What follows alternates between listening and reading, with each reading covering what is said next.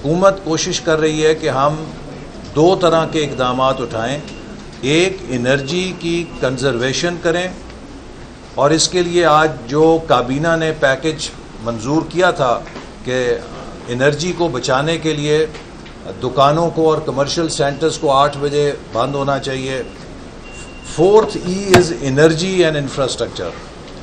ہم انرجی کو، جو کہ پاکستان کے لیے ایک بہت بڑا چیلنج بن گیا ہے عالمی قیمتوں کی وجہ سے، اور آپ کو پتہ ہے کہ سعودی عرب نے پھر 1 ملین بیرل تیل کی پیداوار کم کر دی ہے، جس سے کہ خطرہ ہے کہ شاید اس سال کے آخر تک تیل کی قیمتیں دوبارہ کہیں $100 تک بیرل تک نہ چلی جائیں. اور یہ ہم اگر فوسل فیول پہ اور تیل کے اوپر انحصار رکھیں گے تو ہماری معیشت اسی طرح ولنریبل رہے گی. تو حکومت کوشش کر رہی ہے کہ ہم دو طرح کے اقدامات اٹھائیں. ایک انرجی کی کنزرویشن کریں، اور اس کے لیے آج جو کابینہ نے پیکج منظور کیا تھا کہ انرجی کو بچانے کے لیے دکانوں کو اور کمرشل سینٹرز کو 8 بجے بند ہونا چاہیے.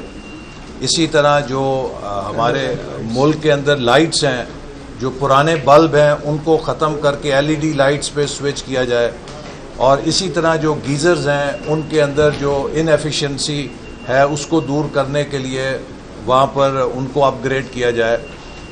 یہ وہ ایسے اقدامات ہیں کہ جس سے ہم سالانہ $1 ارب کی بچت کر سکتے ہیں.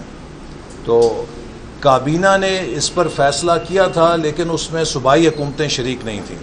تو آج NEC میں اسے ہم اس لیے دوبارہ لے کر گئے کہ آج صوبائی حکومتیں بھی NEC میں شریک تھیں، تو لہٰذا اب ہم امید کرتے ہیں کہ صوبائی حکومتیں انرجی کنزرویشن کا جو پیکج منظور ہوا ہے اس پہ عمل درآمد کرائیں گی، اور ہم اپنے ملک کے لیے توانائی کی بچت میں اپنا کردار ادا کریں گے تاکہ جو قیمتی زر مبادلہ ہے اسے بچایا جا سکے. دیکھیے، امریکہ، یورپ، بڑے بڑے ممالک میں جو ہم سے بہت زیادہ خوشحال ہیں، ہم سے بہت زیادہ امیر ہیں، رات کو 10 11 12 بجے تک کمرشل ایریا کھولنے کی وہ بھی عیاشی افورڈ نہیں کر سکتے.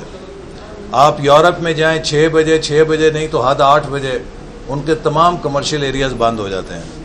اسی طرح چاہے آپ چین میں چلے جائیں، چاہے آپ ملیشیا میں چلے جائیں، چاہے آپ انڈونیشیا میں چلے جائیں، کوئی ہماری طرح کی غیر ذمہ دارانہ لائف سٹائل نہیں گزارتا کہ جس میں آپ رات 1 2 بجے تک تمام تجارتی مراکز کھلے رکھیں اور اپنے ملک کا قیمتی زر مبادلہ جو ہے اس کو اپنی دکانوں میں بلبوں کی صورت میں جلائیں.